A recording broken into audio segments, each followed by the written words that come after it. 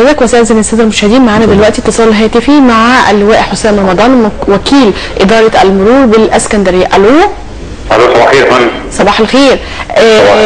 عايزين نتعرف من حضرتك على الحاله المروريه النهارده، وبعد كده بالاخص وبالتفصيل الاستعدادات المروريه مع بدايه العام الدراسي الاسبوع القادم باذن الله. باذن الله كل سنه وانتم طيبين. وحضرتك يمكن اليومين دول حاجه عندنا شويه في ختمها النهار، بالليل بيبقى في شويه زحمه عندنا في طريق الحريه وطريق الكورنيش. طبعا الناس لسه الجو حلو والناس في اجازات. هنبتدي ان شاء الله عندنا الخطه بخصوص دخول المدارس اعتبارا من يوم الاحد ان شاء الله. بنكثف الخدمات اللي فيها المدارس، وبنكثف الخدمات اوقات دخول المدارس واوقات خروج المدارس من افراد وظباط وموتوسيكلات وقماش، عشان بقدر الامكان تسهيل ذهاب وعوده الطلبه من المدارس والجامعات. ان شاء الله بنحط قدام كل المدارس اللي فيها بيبقى فيها زحمه. في مدارس بتطبق معانا على الحركه المائيه عندنا، خاصه اول اسبوع او اول 10 ايام، نتيجه ان اولياء الامور بيتجهوا بسياراتهم لتوصيل اولادهم او احضارهم المدارس، فدي بتساعد معانا شويه ضغط امور شويه لحين استقرار المدارس ويعدي الاسبوع الاولاني، وبعد كده بتبقى الامور عاديه. بيبقى الزحمه عندنا الصبح والزحمه بتبقى بعد الظهر ان شاء الله، يعني بتبقى مستمره معانا لغايه الساعه 5 6 لما جميع طلبه المدارس والجامعات بيروحوا بتعود الامور ثاني لحالتها الطبيعيه عندنا ان شاء الله. سيادة اللواء، عايزين نتكلم عن التعامل والتعاون ما بين المواطن العادي في الشارع وما بين رجل المرور. يعني ممكن في بعض الأحيان بيحدث نوع من الشد والجذب بيؤدي إلى مشكلة بتتفاقم من غير ولا سبب. يعني احنا عايزين نوعي رجل الشرطة في نفس الوقت ونوعي المواطن العادي بكيفية التعامل مع بعض. يعني والله حضرتك اللي بيحكمنا بيننا وبين المواطن طبعا اولا القانون، احنا جاي بننفذ القانون، وانا بنفذ القانون على المخطئ. الراجل اللي راكب عربيه او ماشي على رجليه، انا لا اختلف مع حضرتك على تطبيق القانون، ولكن انا عايزه اركز على اسلوب التعامل. ما هو حضرتك في ناس لما باجي اطبق عليه القانون اقول لك غرامه واثر وصوت عشان مخالف، بيبتدي يقول لا احنا في ثوره، لا انتوا ما ينفعش، ويبتدي يغلط بالكلام او يتجاوز في الكلام معايا، نتيجه ان احنا ما بنطلبش منه حاجه. يعني احنا ما فيش ضابط بيغلط مع حد دلوقتي في الشارع مع حد خالص، انا كل اللي بطلب منه بقول انت مخالف في كذا، مطلوب عليك غرامه كذا او مطلوب اصحاب رخصته. في بعض المواطنين والحمد لله يمكن 90% من المواطنين في اسكندريه الحمد لله متجاوبين جدا معانا في الشارع. اي مشكله بتحصل في الشارع مع اي ضابط او اي فرد عندنا، المواطنين اول ناس بتقف معانا في الشارع، وساعات في حالات كتير قبل كده هم اللي بيصمموا ان احنا نعمل اجراء. وحضرتك وناس كتير جدا متعاونه. في ناس بقى ما بتحبش ان هو يحب يعيش في فوضى او يعيش في رجاله، لا طبعا رخصته ما تسحبش او ما يسحبش رخصه، او ايه احنا معصب في تاني 5 دقايق بجيب حاجه من البنك ويسيب الشارع يضرب ويقلب مننا. في ناس واخداها بمعنى فوضى. فدي طبعا احنا بنتعامل معاها، وبيحصل فعلا بعد لو بيحصل في تجاوزات من بعض الاحيان. احنا برضه بنتخذ الاجراءات القانونيه اللازمه لنا عشان ما يحصلش تعدي على احد من الساده الضباط او احد الافراد في الشارع، وبكل برضه ادب واحترام بناخد الاجراء بتاعنا المحضر عادي جدا في الاسم اللي تبع الواقع، وبناخد الاجراء القانوني. لكن بصفه عامه الحمد لله يعني يمكن 90% من الناس بيتعاملوا معانا كويس جدا وبيتعاملوا كويس جدا في الشارع. سيادة اللواء، احنا معترفين ان اماكن الانتظار في الاسكندريه قليله، خاصه اوقات الذروه.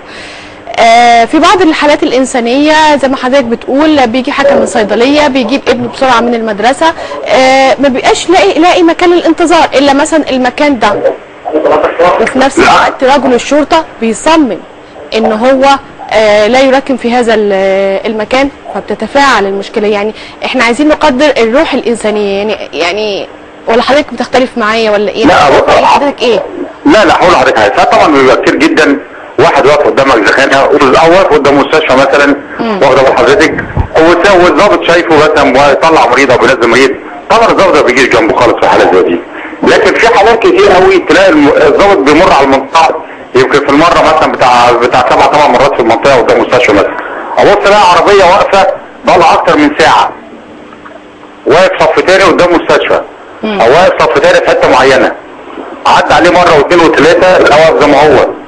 اما ينزل المواطن عشان اجي احدفها اقول له او يكلبش عربيته بقى اكتر من ساعه ولا ساعتين واقف، يقول لا ده انا كنت بجيب حاله من المستشفى. طب انت بتجيب حاله من المستشفى او بتطلع مريض مش هتقعد ساعه او اتنين فوق. طب حضرتك او قدام الزخانه مثلا يقول لك او في حاجه زخانه مش هتقعد قدام الزخانه ساعه. لكن المواطن لا طلع طب يطلع ولا مش مشكله 5 دقايق مش مشكله 10 دقايق. ساعات حضرتك المواطن يقف صف تاني ويبقى جنبه على طول، ممكن يخش بالعربيه جوه شويه يقف صف اول مش هنقول له حاجه. لكن في عيال كتير يروح المواطن واقف صف تاني ومتعمد يقف صف تاني، فجاه متعمده يقف صف تاني ويطلع يخلص المصلحه بتاعته. احنا بنقول بالمواطنين يساعدونا، لان اسكندريه بقت مكتظه جدا، عدد عربات طبعا غير عادي، كل يوم بيترقص عندنا عربات نقل المدينه كتير جدا، وللاسف نفس اماكن الانتظارات هي اللي عندنا، مفيش جلسات عندنا مفيش اماكن انتظار. بالنسبه لاماكن الانتظار هو سريعا بس بعد اذن حضرتك، هو تم استحداث مثلا في طريق الكورنيش فيه، يعني انا عايزه اتاكد في شارع بورسعيد فيه ولا صح كده يا فندم؟ لا احنا شارع طريق الجيش اللي هو طريق الكورنيش من اول حضرتك من اول ارشميد، يعني من بعد قناه السويس بشويه صغيره سمحنا بالوقوف صف كامل على اليمين لغايه منطقه مستشفى مصطفى كامل. تمام. دي طبعا قبل شارع بورسعيد كان ممنوع الانذار فيه على الجنبين. سمحنا برضه بالانذار بيه على الجانب الايمن من شارع بورسعيد من اوله لغايه اخره، دي منطقه تجاريه وشارع تجاري، وبرضه من حق الناس انها تروح تشتري حاجتها، بيركن عربيته وهو ساكن في المنطقه، فبرضه سمحنا بالانتظار الصف كامل. ففي بعض الاماكن سمحنا بيها عشان نسهل على المواطنين، وطبعا حقهم لان مفيش اماكن في اسكندريه خلاص. سياده اللواء حسام رمضان وكيل اداره المرور بالاسكندريه، بشكر حضرتك، كل سنه وحضرتك طيب. بنعود للحديث مع سياده المستشار سامي مختار رئيس مجلس اداره الجمعيه المصريه لرعايه ضحايا الطرق واسرهم. ليك تعقيب؟ طبعا ليا تعقيب. طبعا بناشد جميع زي ما قلت لحضرتك مدارس التربيه والتعليم ان هم يشتغلوا معانا في هذا المشروع، لان ده مشروع قومي يطبق باذن الله على مستوى الجمهوريه كلها، فنبدا من دلوقتي ما نستناش بقى الست مدارس ونقول ان ما فيش حد جالنا، لا انا بناشده من خلال الاعلام ومن خلال الجرايد. يمكن النهارده نزل زي ما قلت لحضرتك خبر في الاخبار، اول امبارح كان في الاهرام، يتابعونا، وفي عندنا ارقام تليفونات لو تسمحوا لنا ان احنا نعرضها على اساس ان اي حد عنده يعني احساس انه عايز يشتغل معانا من الانشطه التعليميه والكلام ده كله يشتغل معانا ويتصل بيا، وانا هبعت له المندوب وهروح لهم بنفسي باذن الله.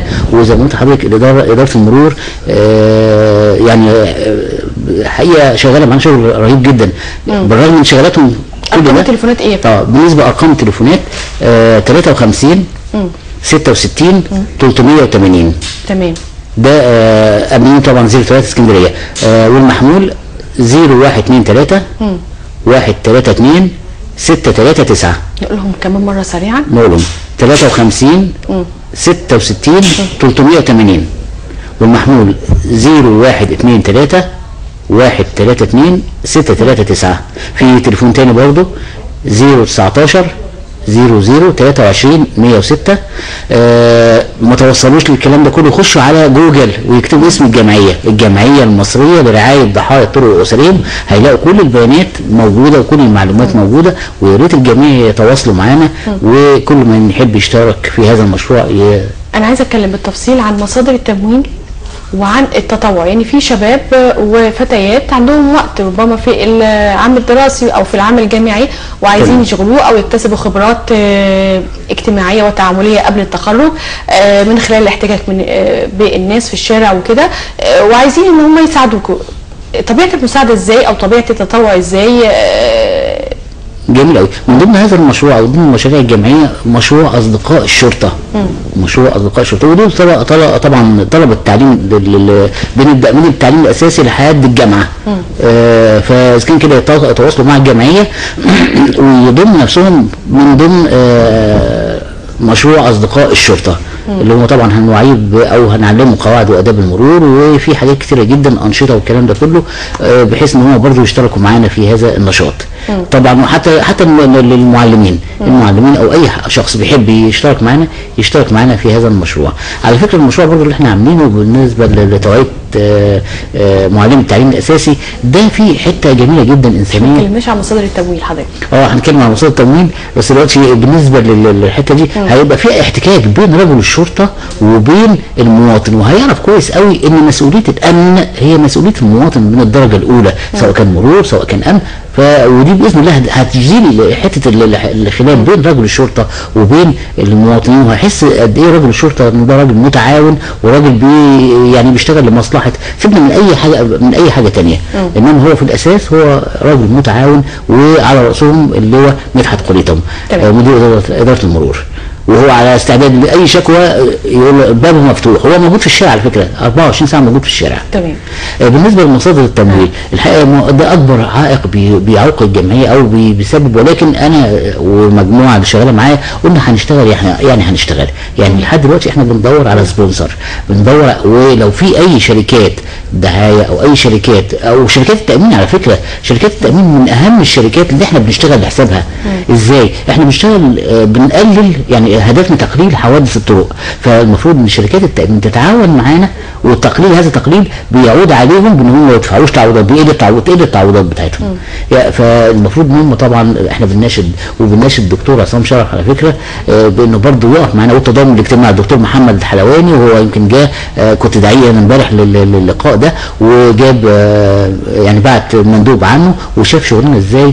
فيعني احنا بنناشدهم يقفوا جانب الجمعيه، لان كل ما هيزيد التمويل او كل ما يكون في تمويل كل ما النشاط الجمعيه هيبقى اكبر واكبر واكبر، وتقل حوادث الطرق باذن الله، وده بيعود على المجتمع كله، واولها الدخل القومي. لو احنا عرفنا ان فقد الدخل القومي 16 مليار جنيه سنويا، 16 مليار، ما بين انفاق صحه، ما بين عدم يعني فقد عماله، ما بين كل الكلام ده كله احنا بنحاول ان احنا هننزله بمبالغ بسيطه جدا في دعم الجمعيه ودعم الاتحاد النوعي للسلام على الطرق اللي هو بيرأسه الدكتور سياده المستشار سامي مختار رئيس مجلس اداره الجمعيه المصريه لرعايه ضحايا الطرق واسرهم. بشكر حضرتك على هذا اللقاء. بدعو الساده المشاهدين لمتابعه هذه الفقره التسجيليه عن الترام الاصفر الخاص بالاسكندريه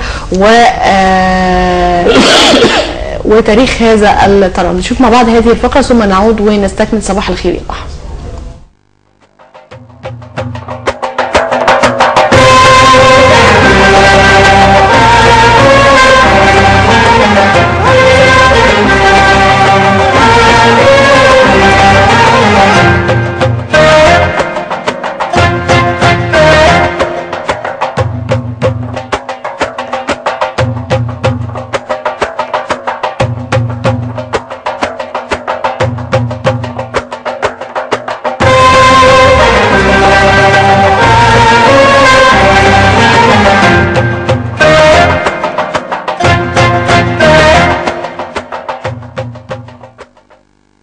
دي كانت تعبانه جدا في الاول قبل ما يمسك هنا رئيس مجلس الاداره الموجود حاليا اللي هو شيرين، ربنا يخليه لنا.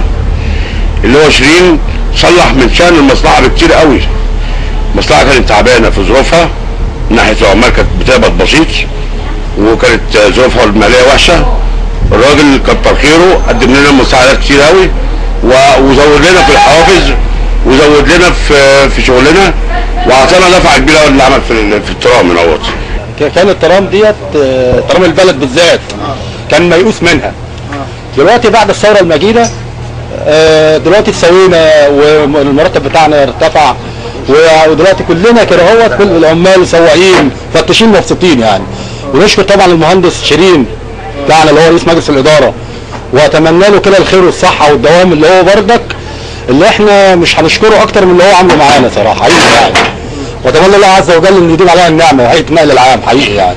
من الساعه 5 الى نهايه الورديه 1:30 او الساعه 2 بشتغل في خط 15 وخط سيرو راس التين محطه الرمل والعكس من محطه الرمل الى راس التين، وهو بيمشي في المحطات كالاتي: محطة راس التين ثم القوتين ثم الحجاري ثم الى قوة قصر الثقافة والحلقة. بعد كده محطة النوراشي ثم ابو العباس قوة فاروق القويري المطافي المنشية الى ان يذهب الى محطة الرمل وفي الاتجاه نفس العكس. افتكر اول نشد الترام دي كان بيجرها لمؤاخذة مع احترامي لشهاد الناس حصان كان بيجرها الاول، وبعدين بدات دخول الترام الحقيقيه سنه 1919. سنه 1919 افتكر ايام سعد زغلول. لو تلاحظ في الصور كده القديمه تلاقي الترماي كده مفتحه من بابين كده، وكان عربيتين فقط لا غير، ما كانش فيها بقى حاجه ثانيه فوق منها.